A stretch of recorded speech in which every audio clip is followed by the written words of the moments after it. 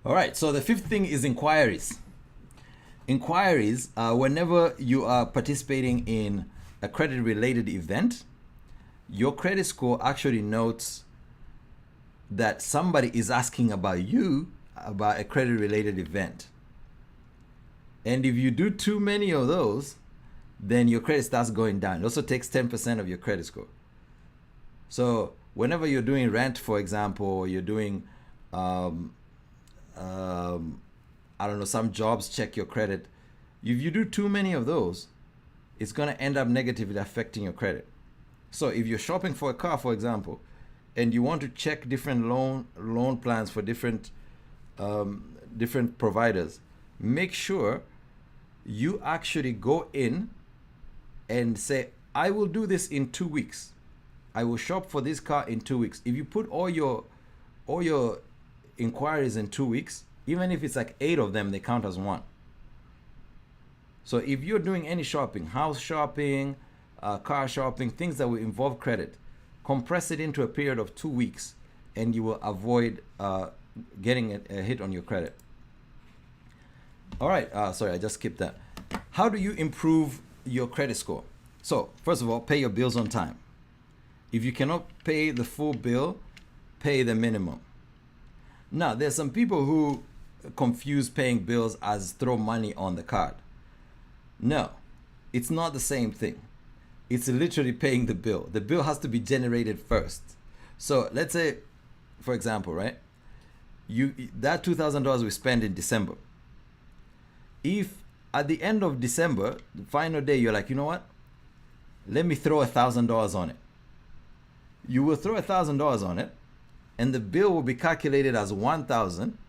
And 21 days later, you still have to pay a minimum of 2% of that. If you ignore that 2%, you will still have missed your payment. So it's not about throwing money at it. It's paying as agreed. And this works for car loans as well. Don't miss a payment and then say, I'm going to throw 10,000 on it. The size of the payment is not the issue here. Is your word good in the market is the main issue here. You have to say, whenever I say I'm going to pay this thing, it gets paid. And then 7 years of that, you have perfect credit. Simple as that. So keep your utilization low. We just talked about 30%. If your utilization is above 30%, make sure you bring it down. Some people say, should you put it at 0? It does not hurt to use your credit to show that there's some revolving action, but don't use your credit just to use your credit. There are some tools nowadays you can use to build your credit that do not involve credit cards, which means like your rent. Nowadays you can report your rent to your credit scoring agencies to show that you're paying rent. Some of the savings plans, I'm thinking Wovio apps that help you save. If you tell them, I'm going to save $50 every month, and you save that $50 every month, that's actually reported as almost you're making a payment. So you don't have to go into credit card debt to build your credit. And the other thing is, check your credit report regularly. There are 2 places you can check your credit report. You can get the score many places. Even your bank app right now has features where you can get your credit score. But the score is not as important as the report. And let me tell you why. The report will actually give you different details, your addresses, your SIN number, your details that they have on you. And about 60% of all credit reports have errors. And identity theft has been a really big deal. So make sure that you're going through, every year you have one chance to check your credit for free. So go to Equifax or TransUnion and order your credits to be sent to you. Look through the credit file. Make sure all the accounts that they say are yours are yours. There's a chance that somebody could have done some identity theft and you have something on your credit score that is holding you down that is not even yours. There are ways to challenge that to increase your credit score. So if you check every year, you will catch whatever it is, and then you make sure that you send some writing to them, fax, email, whatever, to tell them, hey, this is not my thing. Can you remove it? And then your credit score will go back up to where it's supposed to be. And if you're educating more like younger people, the best thing to tell them is check early. As soon as you are of age, check early and often, because sometimes when you're signing up for games or you're signing up for this and that, and they know you're young, they know your credit is fresh, so they will try to open some stuff on your name, and you will find out much later. Let's say when you're in a position to buy a house, now you have to deal with this credit issue. Like I said before, don't close old accounts. And this is a simplified way of how to not miss a credit card payment. And I emphasize this because credit card payments are the main reason why people fall behind on their credit. First, you can set a phone reminder to remind you 2 or 3 days before the due date of the bill, not when it's wrapping up. Like, remember, it's not about throwing money at it, it's paying the bill. But even better, set automatic minimum payments from your checking account. And if your checking account might not have the space for it, then go to a bank and add overdraft to make sure that the minimum balance will actually be covered. So set an automatic minimum payment from your checking account with an overdraft position, or your savings account, but just one account that you know for sure will have money. You don't want to set it up to an account that you're not sure, because then it actually means you will miss the payment, because they will not take out the payment any day sooner than the last day. So if they're taking out the last day and there's no money there, you are already missing the payment. Like, there is no getting that back. Now, this is how you manage your credit card. I wish they taught me this when I was entering university. First time coming to Canada, CIBC gave me $500 in a credit card, and I felt super rich. Like, I couldn't tell you how. That's probably the richest I have felt in my life. Like, I had brought $400 from home, and now they've given me $500. So I was almost at 1,000. I was up. Like, you couldn't tell me anything.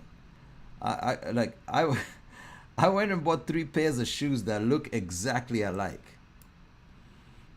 Like, like absolutely exactly alike. Like the white bottom white bottom strip, and I don't even know why I needed 3, but it was Christmas Boxing Day, and I was like, they're on sale.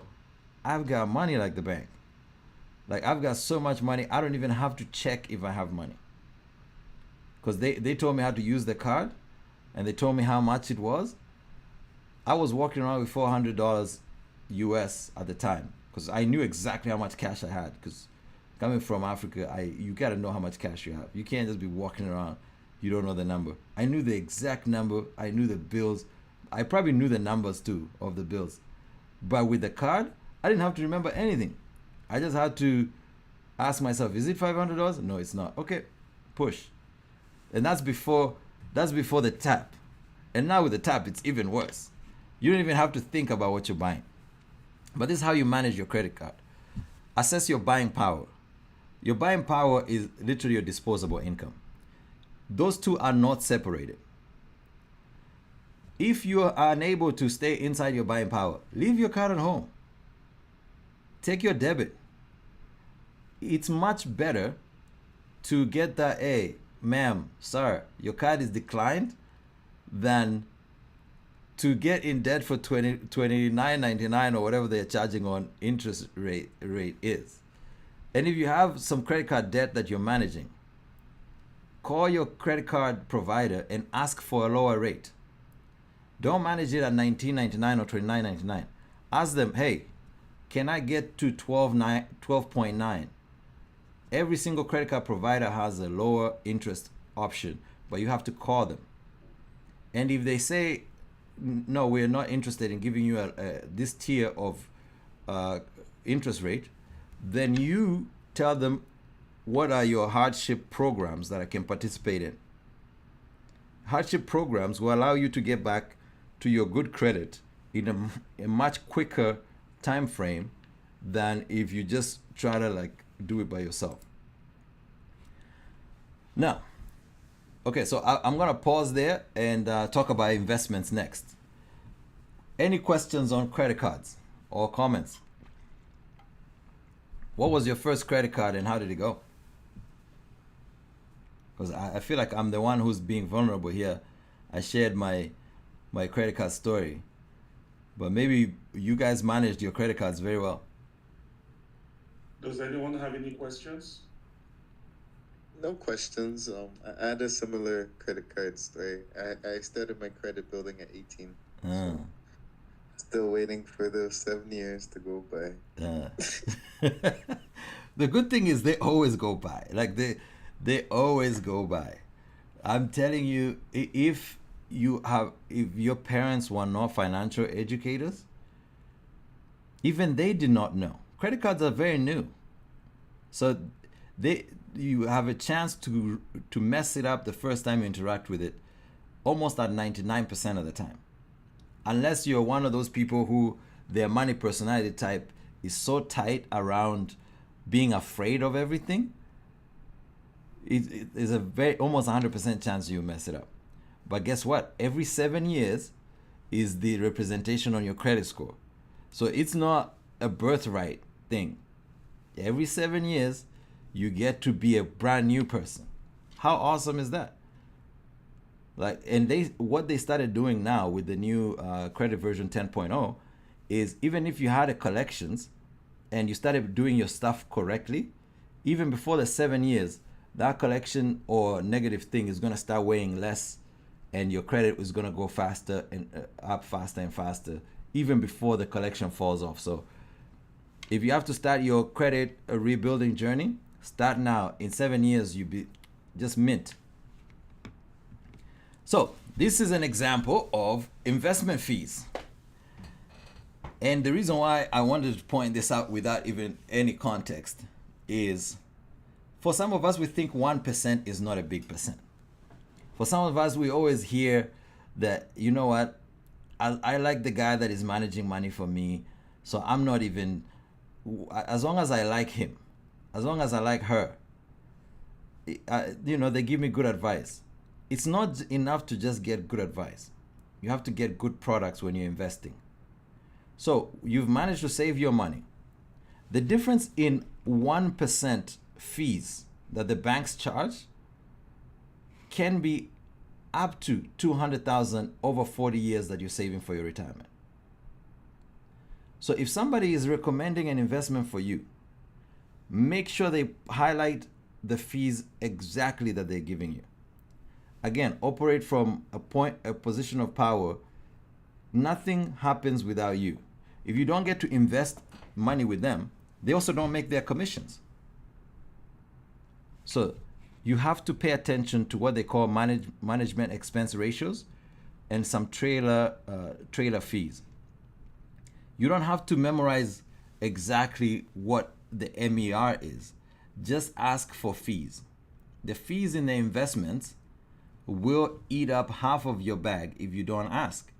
And you don't have to memorize it. Just ask, and then when you ask, you can get a second opinion to another unbiased party. What I'm trying to get you guys to understand is, if you take the power into your own hands, you can always get a second opinion and make sure you get the best deal in the market. You don't have to go to school and learn all of these things. I already did that, and I have student loans to prove it. So what I want you to understand from this graph is, without taking your finances into your own hands, you're risking half your money on a 1% fee charge from the bank.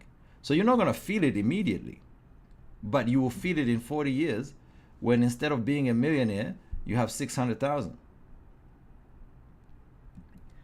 All right.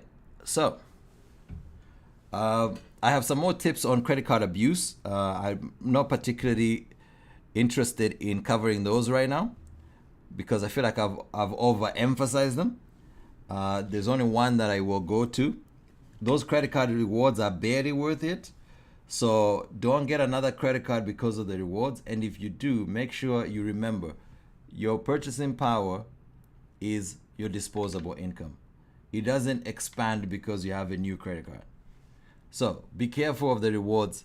They are barely worth it. And don't take cash advances from credit cards. Please. Like, we should know this. We should know this by now. All right. So this is more relevant if you have a job, but I'll mend it to you as entrepreneurs, right? Always understand what the value of your business is, and in relation to that, the value of your time, because technically you are your own boss. And while this part of it might be challenging, you have to understand on the market, how much would this labor draw? Let's say you're giving up 100,000 to run your business. You're hoping that the value accrued over the next 4 or 5 years will be more than 500,000.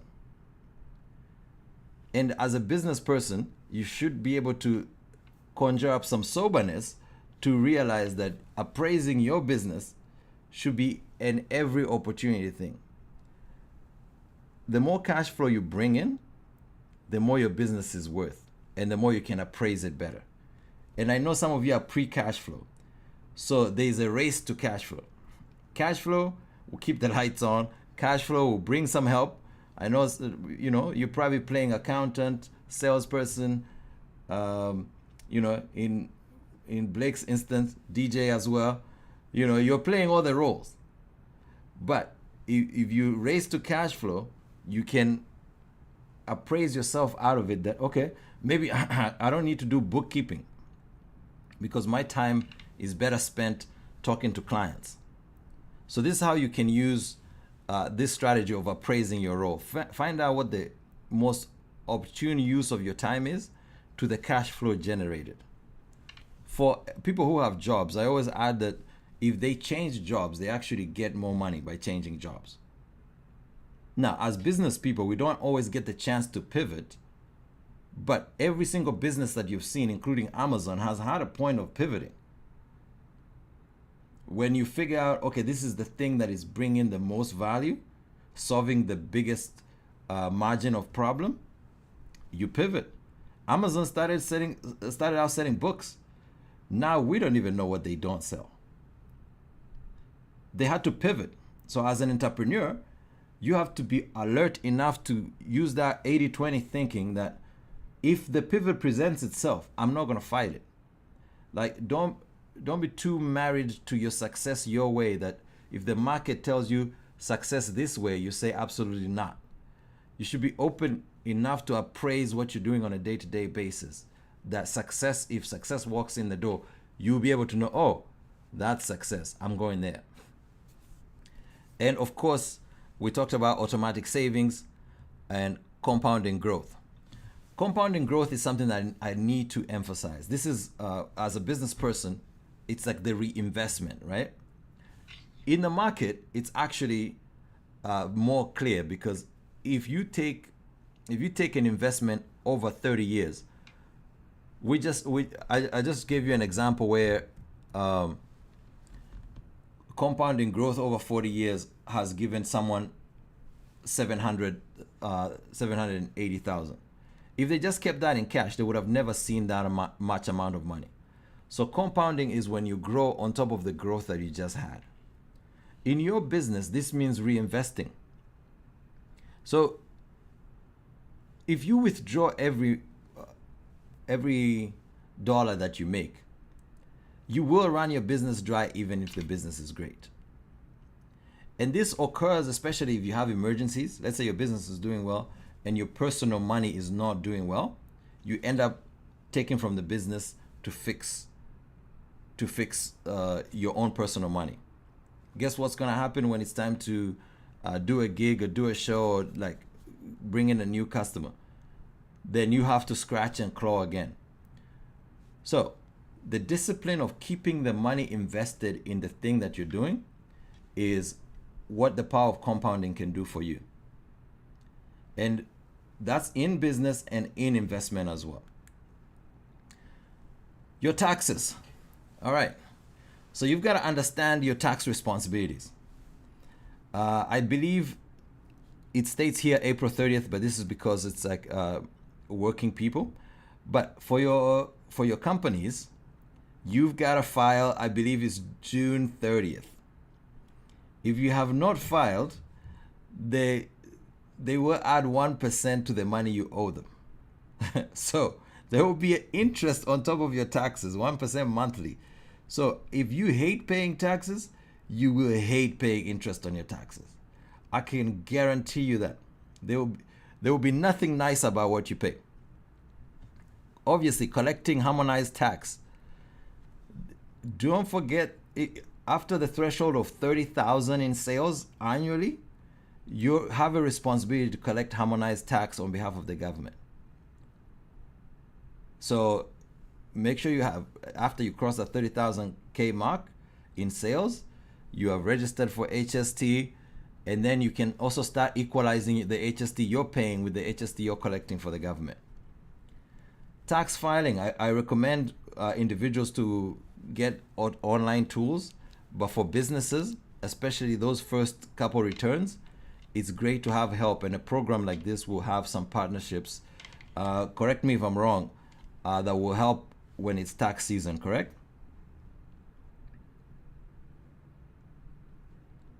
Yeah, I'm looking at you.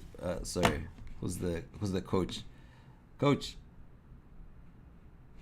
I speak on Bobatunde's behalf when I say absolutely. Oh, okay. I already know they got people in Yes. booking. Tho- But I mean, in case they don't, I filed like 8 people's taxes last year. So Gwen, Blake, you know how that you boy.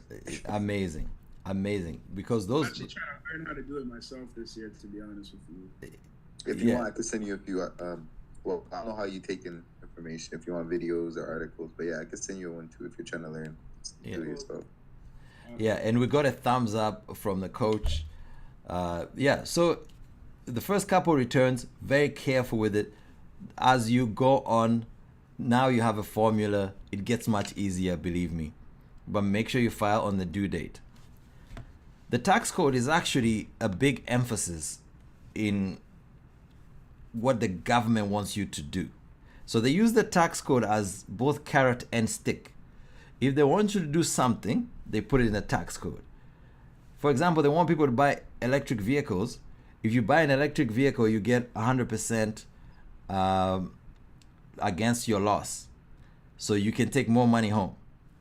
That's a similar thing that they do with investment. If you get your money in a tax-free savings, you don't get charged taxes, but you've already paid taxes on your earnings. If you earn capital gains, you only pay half of your taxes, because the capital gains means you bought an asset that maybe created some more wealth for somebody else, and that's why they tax it a little bit less. If you get dividends, they get taxed a little bit less as well, because they're coming from a business that paid taxes. You know who gets taxed the most? Working people. Because you didn't really create wealth. I mean, not me. That's what the tax code is saying. I didn't say it. I did not say it. I'm just saying, you get taxed the most because the assumption is employment income is the least beneficial for the society. You are going to consume it. I don't agree, because, you know, working people have already added value, and they have to drive to work, they have to eat at work, buy clothes. Without all of those things, a whole lot of people will not be employed. But this is not the forum for it. But that's the worst income you can find. If somebody comes to you and say, I'm going to give you 100,000. First of all, you have to tell them, can you make that a lottery winning? Because in Canada, they don't tax lotteries. Second, if they can't make it a lottery, can you give it to me in a tax-free savings? If they say no, then you start negotiating. You're like, okay, can you give it to me in dividends? If they say no, then okay, fine. Give it to me in capital gains.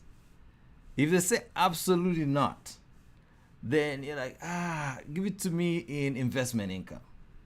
At least there I can, do some offsetting. If you say absolutely not, you'll be like, well, then give me a pay raise and I have to deal with the government. That's how they use the carrot and stick approach of the tax code. So as you are, moving your business forward, choosing how much to pay yourself is actually going to be very important, because there's a part of the basic amount of the tax level that when you pay that to yourself, you actually don't get taxed. I believe it's $12,000 this year. If you pay yourself just 12,000, you don't get taxed. But guess what? All the phone bills that you use to make your calls for your customers, the internet that you use, the part of your room that your desk is that you work from there, you're doing this, the part of the electricity, all of that can be deducted to your business before you even declare a profit. So taxes at this point and this juncture, very important. Knowing when to pay yourself a little bit or a lot, very important. If you're planning on home ownership, you are going to have to pay yourself enough money to show that you have income coming in to be able to support that home ownership. So you have to have a tax strategy to find out how much do you need. This is an example that I use to show that when the government wants you to invest in tax-free and registered accounts, this is the reward they're giving you. So if, for example, you made 6% on $10,000, if you are not in a registered account, you would only make 480. And if you are in a registered account, you make the 600.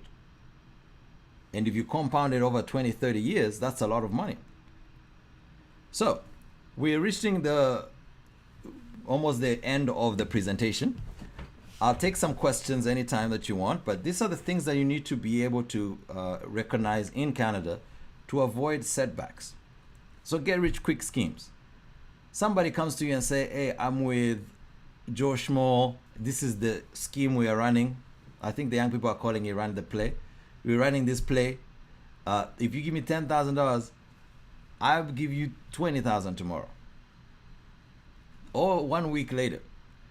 And be very careful with the friends and family as well, because you might be in a situation where that scheme loses you money and you lose your friendship or your connection with your family as well. So it's a double investment in the relationship and the money.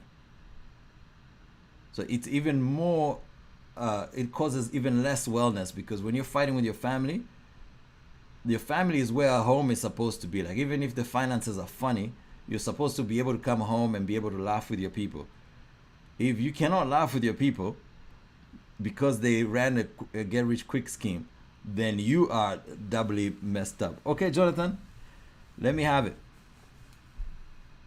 Thank you so much for the entire presentation. But I do recognize it's not like Rome is built in one day. You know, there's phases to this asset, journey. Yeah.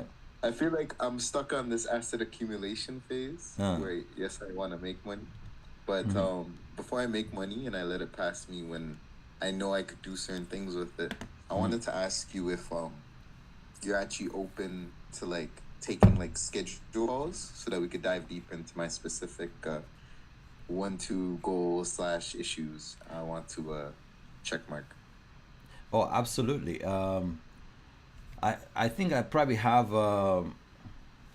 I'll send out the link. I think I removed it from my link tree, but I have free consultations where we can discuss. You pick one topic. If it's goal setting, we discuss it. It's like free of charge, and I work on recommendations as well. If it works for you, I would appreciate you going on LinkedIn and saying, "Hey, JP was awesome. We had a really great conversation. It helped me this way." That's the least for sure. I love if you're open to that deal, then we have a handshake agreement. I'm ready tomorrow. Oh, all right. Later tonight, but you had such a good presentation. I want to give you the night to rest. I'm good for tomorrow morning. Amazing. I will find you on LinkedIn and we can carry on this conversation. Thank you very much. Yes, your coaches will definitely share my information. And this is a different way of approaching finance, by the way. It's not like white people are getting this either. Like this is brand new. I left my well-paying job to do this, and we're finally getting on TV, and we're finally getting some of this money coming in, and we are in the amazing. Thank you. We are in the, finally they see us point of the venture. But to complete the circle on that, gambling, sports gambling, speculative investments, Bitcoin, These things, they sound nice, and they might work out for 1 in 1,000 people, but there's a very good chance you're not that one. And if I had to bet my money, if I had to gamble on you not making it, I'll take that bet. That's a much better bet than you making it in Bitcoin. And I'm not saying nobody makes it. I'm just saying I know the percentages. But the thing that will surprise you is 97% of gamblers lose. But you know 97% of money managers lose as well. Official money managers, CPAs, CFAs, MBAs lose as well. So if you are not convinced before that you need to take charge of removing fees out of your investment, this should convince you. Investing with a bad advisor takes your investment from investment to gambling. That 2% that you saw over there, technically, if you were to take that money and flip a coin on LeBron scoring 23 points, you still get to the same 484,000. And somebody official has already taken your money because you are unaware of how much power you had. So keep that squarely in mind. I have one more slide that I really want to address. This is like, there are scams everywhere. Please keep your head in the game. If it sounds too good to be true, it probably is. If you have lump sum money, inheritance, something that just happened, you are at the most risk because it attracts scammers. And if you want to make money fast and you have money, they will come and get your money out of your hands. So I want to talk about protecting your wealth. Insurance is very important, and most people underrate the role that it plays in financial success. Financial success is being able to achieve the goals that you set for yourself long term while surviving the priorities that you have to do in between.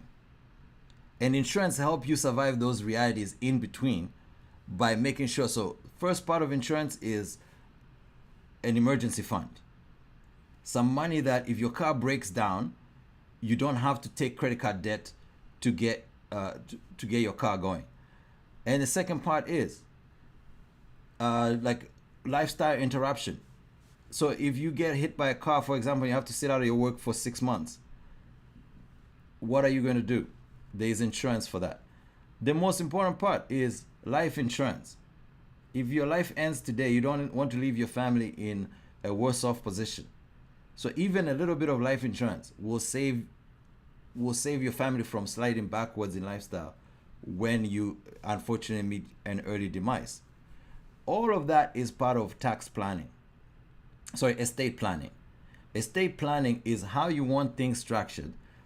When you advance and your business is doing well, there are some other things in estate planning like trusts and things that take authority, pay their own taxes, and reduce. Once you get there, then I can recommend a CPA for you that will set you up nicely so that your money is inside corporations that don't get taxed as much as you will be taxed if you own the money. And the last part is fraud prevention. Identity theft is on the rise. So protect yourself. First of all, check your credit score and credit history very often. Once a year is what I recommend. And if you see something strange, dispute it and make sure they remove it. Lastly, health is wealth. And as Black people, we are like twice likely to die of breast cancer, uterus cancer, and stomach cancer. So when I say part of taking care of your finances is getting insurance early when you're still healthy and your markers are good and it's affordable, it's because of these things. I still don't understand why we have twice the rates for these cancers, but it is what it is, and we need to make an informed decision and get those insurance early. And second, just be accountable to yourself, your family, your mentors, and your community, because we will need you to equalize the gaps that I've shown you about wealth and home ownership. You're working on the wealth and it will lead to home ownership, so I applaud you for all that you're doing. Don't forget to give back and share the knowledge that you've learned today with somebody who might use it. I am personally available for you no matter what you need. And that is my presentation. I'll take some questions, but I know we only have 4 minutes, so yes, thank you for the claps. Thank you. You've been an awesome audience, and I can't wait for the next one because it will be focused about business borrowing, and we really go deep into that. But I hope the program can bring me back in some capacity, and delighted to work with the next cohorts as well. Any questions from anyone? Blake? Honestly, I just want to say thank you so much. This is probably one of the best, or actually I would say the best, not even one of the best financial literacy course I've been to. Amazing. I've been to a lot over the years, and I just feel like I'm learning the same things over and over. I don't know if you saw my face a couple of times. Yeah. Sometimes you're like, what? Yeah. And I'm like, whoa, my eyes were opened up big. So there's a lot of things that I learned, a lot of takeaways, a lot of things that I can even apply to my life today, tomorrow, and in the future. So thank you so much. And I'll definitely be connecting with you as well. Please, yeah. And I also took screenshots of probably all the slides that you played today. So I'll be taking notes. And amazing. Thank you, Yes, Blake. Gwen? I took screenshots of everything. I love my screenshots. But this is my first financial literacy workshop, so I feel like I was naturally doing certain things, and in others I never really considered. So now I have to go and revamp all of my other personal stuff. So yeah, I'm excited for the next session. So thank you so much for sharing. Amazing. Thank you. Thank you very much. It's almost 8. We will be connecting with JP next week again, Thursday by 6. So let's make it early. And I want to reach out to you guys. I want to have a one-on-one, possibly 5 minutes on Monday. Let me know your time, your availability time. Please send me an email. My phone is bad. I don't know what happened. So we'll connect by email with a short, maybe Teams call or Zoom call. I just ask you some questions and then we push from there. Is that okay with everyone? Yes, sir. Thank you. Thank you. You guys have a blessed weekend. Thank you again, All right. John. JP, Thank you. See you next week. Indeed. Thanks, guys. Bye. Hey, I appreciate that. Bye. Remember, Bye-bye. the power is yours. Indeed. Captain Planet. Indeed. Thanks. Take care, everyone. Bye. Okay, bye-bye. Bye.